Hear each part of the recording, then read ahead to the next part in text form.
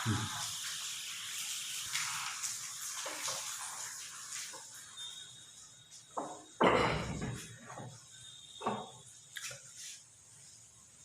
Good morning class 12 students.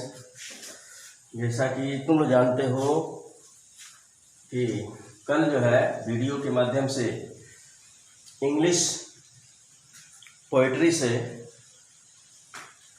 Chapter 3 lesson 3 on his blindness,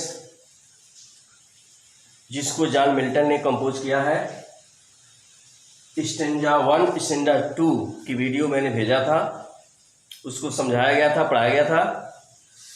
उसमें से एक स्टेंजा विशेष तीसरा बचा हुआ, जिसको आज मैं पढ़ा रहा हूँ। इसके बाद इस लेसन की सेंट्रल आइडिया भी मैं आप लोगों को वीडियो के माध्यम से भेज रहा हूँ। तो स्टेंजा 3 में जॉन मिल्टन अंधेपन के बारे में क्या कहते हैं? हिज स्टेट, ईश्वर के प्रति कह रहे हैं, गॉड के प्रति। हिज स्टेट इज किंगली, उसकी स्थिति, हिज स्टेट इज किंगली, वह राजा के समान होता है, वह राजा के समान होता है। ईश्वर राजा के स्वरूप होता है, राजा के सदृश होता है। या हिज स्टेट इज किंगली, उसकी स्थिति राजा के समान होती है। Thousands at his bidding speed, thousands मतलब हजारों होता है, हजारों की संख्या में। देवदूत उसके आज्ञा का पालन करने वाले, हिज बिडिंग उसकी आज्ञा का पालन करने वाले। स्पीड तेज गति से, देवदूत हजारों देवदूत तैयार रहते हैं। हिज स्टेट इज किंगली, उसकी वह राजा के समान होता है। ईश्वर राजा के समान होता है। जिस प्रकार से राजा के मंत्री होते हैं, उसके संदेशवाहक होते हैं। कोई भी संदेश राजा जब सुनाता है तो उसको उसके जो मैसेंजर होते हैं वो क्षेत्र में फैल जाते हैं। उसी तरह से ईश्वर के हजारों देवदूत उसकी आज्ञा का पालन करने वाले होते हैं। तेज गति से चलकर उसकी आज्ञा का पालन करने वाले होते हैं। And post over land and ocean without rest, और वो पोस्ट ओवर कहीं भी जा सकते हैं, चाहे वो थल हो या वो समुद्र यानी जल हो, बिना आराम किए, विदाउट रेस्ट, बिना आराम किए वो कहीं भी जा सकते हैं, दूर दूर तक जा सकते हैं। यानी ईश्वर का आदेश जहां जाने का उनको मिलेगा वहां तक वो जा सकते हैं। ऐसे देवदूत ईश्वर के हजारों तैयार रहते हैं। They also serve who only stand and wait, उसके कुछ दूसरे देवदूत भी होते हैं जो दे आल्सो सर्व, वो भी उनकी सेवा करते हैं, वो भी अपने को ईश्वर के प्रति समर्पित किए रहते हैं। Who only stand and wait, जो देवदूत केवल खड़े रहते हैं और उसकी आज्ञा का पालन करने के लिए प्रतीक्षा करते रहते हैं, वे भी ईश्वर के प्रति अपने आप को समर्पण की भावना रखते हैं। ऐसे कुछ दूसरे देवदूत भी होते हैं। इस स्टेंजा में यही बताया गया है कि ईश्वर को मनुष्य के उपहार की कोई आवश्यकता नहीं पड़ती है, या मनुष्य के कार्य की कोई आवश्यकता नहीं पड़ती है। ईश्वर का कार्य करने के लिए उसके हजारों देवदूत कहीं भी जाने के लिए सदैव तैयार रहते हैं, आज्ञा का पालन करने के लिए सदैव तैयार रहते हैं, और वह कहीं भी जाने के लिए बिना आराम किए जा सकते हैं। दे आल्सो सर्व, कुछ ऐसे भी देवदूत होते हैं जो उनकी सच्चे दिल से सेवा करते हैं, अपने आप को समर्पित करते हैं। Who only stand and wait, जो देवदूत केवल खड़े रहते हैं और उसका आज्ञा का पालन करने के लिए प्रतीक्षा करते रहते हैं, वे भी ईश्वर की सच्ची सेवा करते हैं या ईश्वर के प्रति अपनी सच्ची समर्पण की भावना रखते हैं। तो ये स्टेंजा में जॉन मिल्टन ने समझाया है। अब जो है तीनों स्टेंजा का मिलाकर के पूरे पोयम का ये सेंट्रल आइडिया है, सेंट्रल आइडिया ऑफ द सन्नेट। सन्नेट का मतलब होता है वह पोयम जो 14 लाइन्स की होती है, 14 पंक्तियों की पोयम को सन्नेट कहा जाता है, इसलिए सन्नेट लिखा गया। Central idea of the sonnet. In the sonnet, इस कविता में, इस पद्य में, the poet describes, the poet expresses his grief at the loss of his eyesight। इसका भाव क्या है? इस पद्य में द पोएट, कवि, एक्सप्रेसेस हिज ग्रीफ, अपने दुख को प्रकट करते हैं, व्यक्त करते हैं, at the loss his eyesight, अपने दृष्टि को खो जाने पर, अपने दृष्टि के खो जाने पर अपने दुख को एक्सप्रेस करते हैं, व्यक्त करते हैं, प्रकट करते हैं।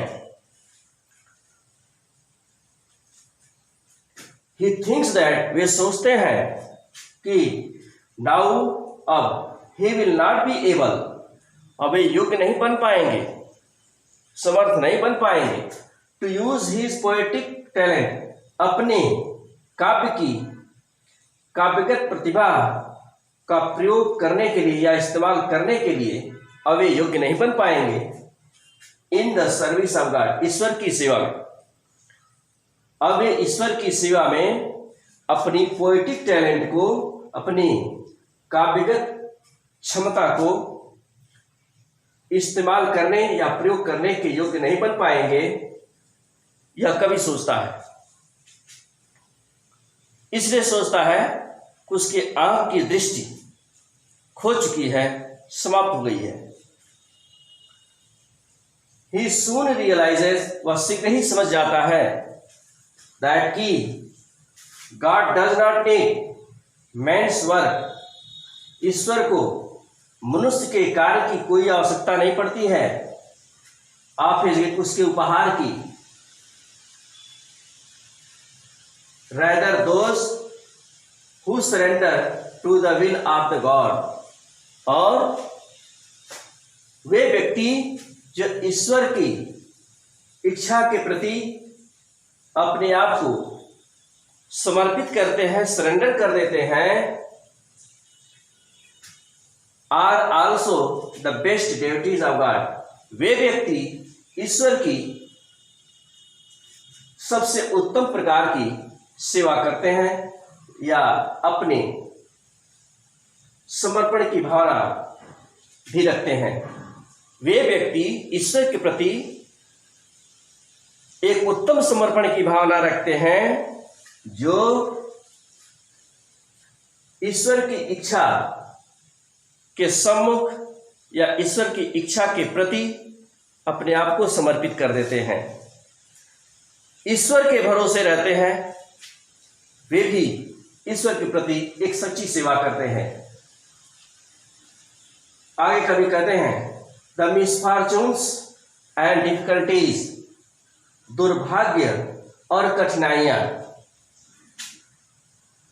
ऑफ लाइफ, जीवन की दुर्भाग्य कठिनाइयां आर गिवन टू अस, हमें प्रदान की गई हैं, हमें प्रदान की जाती हैं बाय गॉड, ईश्वर के द्वारा।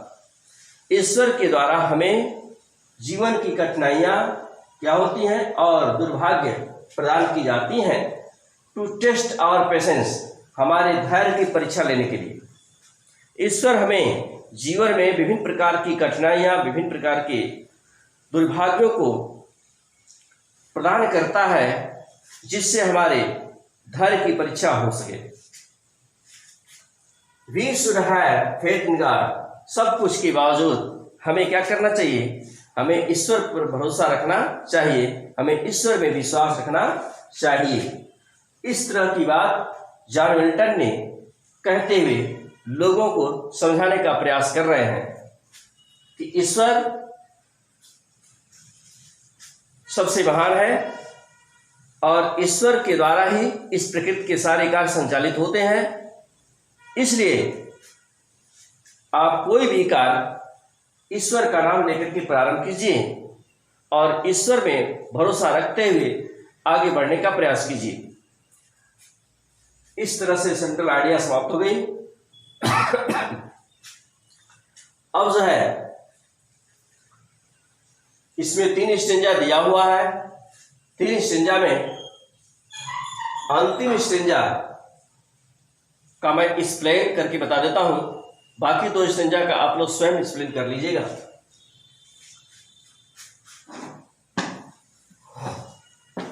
इस तरह से लेसन फिनिश हो जाएगा।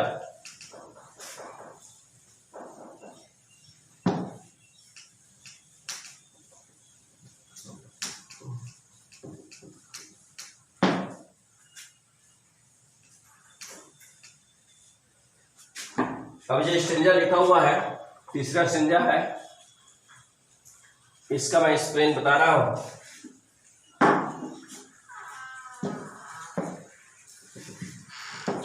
क्या है?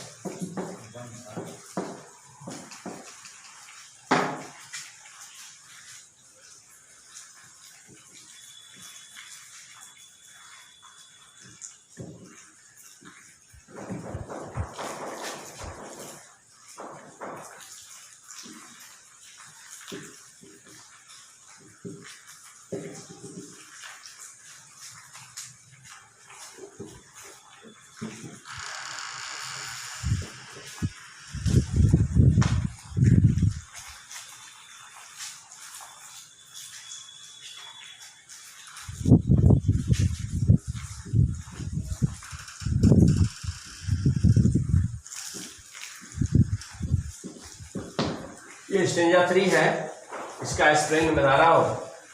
सबसे पहले रेफरेंस पर आइए।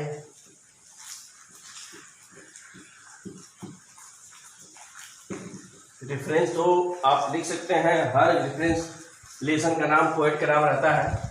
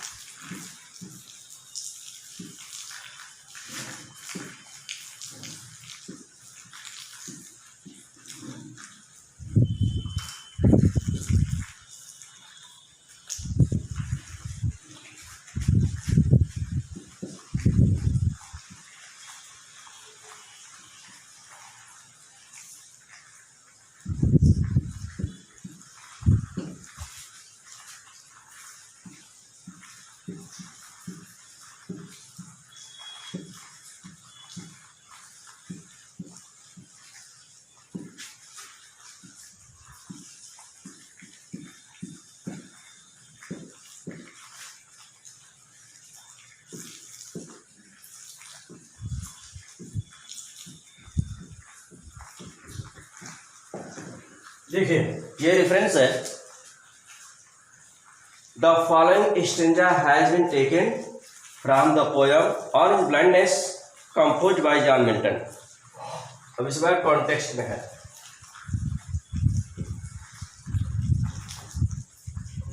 प्रसंग होता है, ये मेन भाव को इसमें व्यक्त किया जाता है।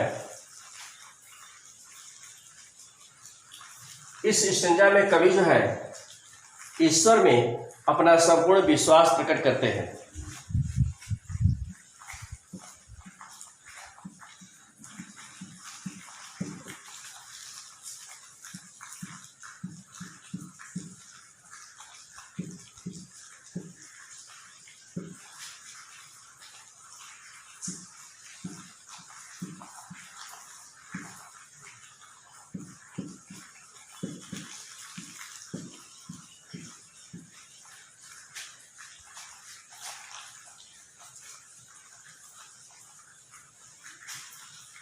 अब इसके बाद है एक्सप्लेनेशन, है व्याख्या।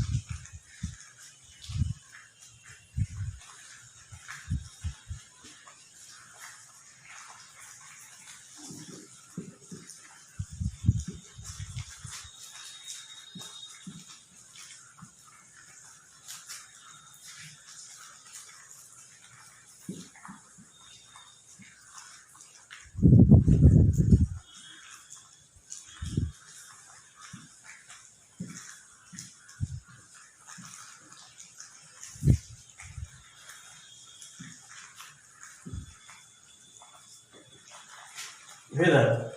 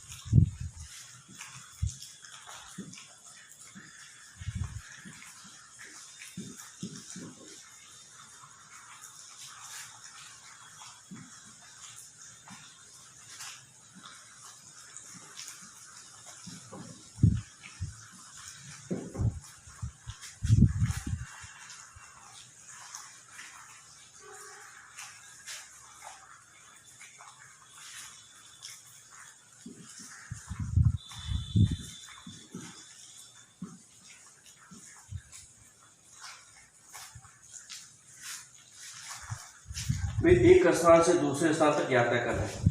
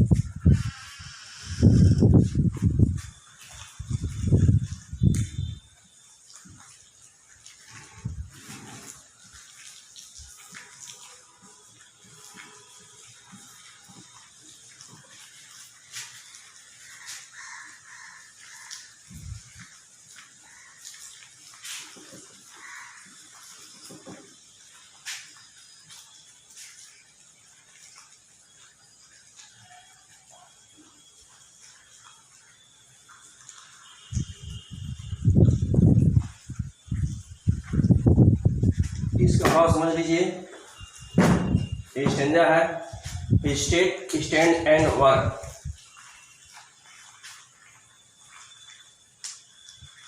रेफरेंस हो गया, कंटेक्स्ट हो गया, एक्सप्लेनेशन है। द पोएट सेज दैट, कवि कहते हैं कि द कंडीशन ऑफ गॉड, ईश्वर की स्थिति, इज सिमिलरिटी ऑफ किंग, राजा के समान होती है। थाउजेंड्स एंजल्स, हजारों देवदूत, are ready to obey his commands, उसके आदेशों का पालन करने के लिए तैयार रहते हैं। एट हिज ऑर्डर, उसके आदेश पर। दे कैन गो एनीवेयर, वे कहीं भी जा सकते हैं। Whether land and ocean are all in one, चाहे वो थल हो या समुद्र हो या पूरा ब्रह्मांड हो, कहीं भी जाने के लिए तैयार रहते हैं। दे डू नॉट रेस्ट, वे आराम नहीं करते हैं। They travel from one place to another places, वह एक स्थान से दूसरे स्थान पर यात्रा करते हैं। On the base of these acts, इन कार्यों के आधार पर। दे स्पेंड्स देयर टाइम, वे अपने वक्त को खर्च करते हैं या बिताते हैं। In the service of God, ईश्वर की सेवा में। There are some other angels, कुछ दूसरे भी देवदूत होते हैं। Who only stand and wait, वे केवल खड़े रहते हैं और प्रतीक्षा करते हैं। They also true devotees to God, वे भी ईश्वर की सच्ची सेवा भाव से सेवा करते हैं और अपने आप को समर्पित किए जाते हैं। अब जो है 2 स्टेंजा और बच रहा है, पहला दूसरा, जिसका आप लोग स्वयं इस वीडियो के माध्यम से और किताब की सहायता से एक्सप्लेन कीजिए, नोटबुक तैयार कीजिए। अब अगले दिन अगले लेसन की वीडियो भेजी जाएगी। आज बस इतना ही है। Thank you.